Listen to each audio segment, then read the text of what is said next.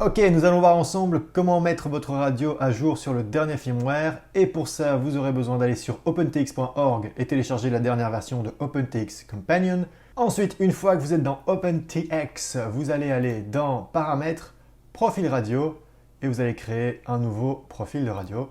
Vous allez cocher votre radio, dans notre cas Radiomaster TX16S. Langue des menus. Oh, français. Si vous n'utilisez jamais d'hélicoptère, vous pouvez cocher No LI. Cela va désactiver toute une partie du menu consacré aux hélicoptères. Dans mon cas, vu que ce n'est pas ma radio, je ne vais pas mettre ça. Vous pouvez cocher Lua Script pour ajouter la compatibilité Lua Script. Le mode par défaut, nous sommes sur une radio en mode 2, donc c'est-à-dire avec les throttles à gauche. Et dans l'ordre des voix par défaut, je suis en... Alors pour l'ordre des voix, comme vous pouvez le voir, elle était en APGD. Donc je ne vais pas lui changer ça, on va mettre des... Tac. Ok. On va démarrer notre radio en mode bootloader. Et pour faire ça, vous maintenez T4 et T1 vers l'intérieur.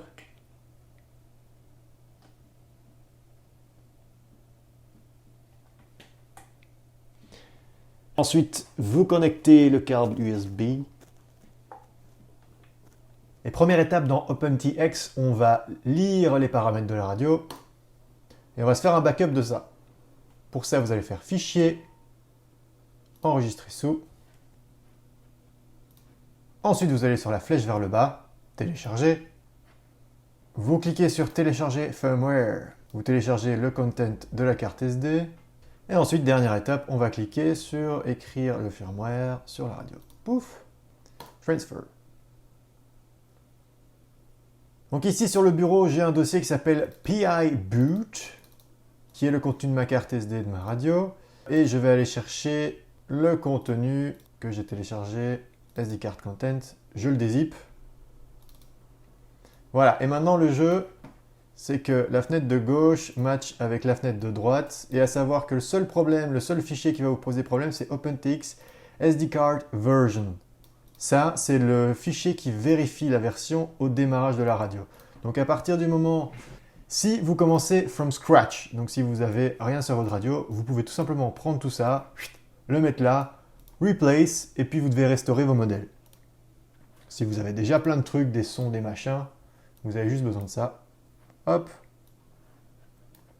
replace, et vous êtes good to go. Et là, vous pouvez voir qu'on est passé en version 2.3.10. Voilà, j'espère que cette brève vidéo sur la T16 vous aura plu. Si vous désirez en acquérir une, je mettrai des liens dans la description pour la version normale et la version avec All Sensor. Abonnez-vous à la chaîne, activez la petite cloche de notification pour savoir quand une nouvelle vidéo sort. Tapez un like pour dire à YouTube que c'est de la bonne cam et je vous dis à la prochaine.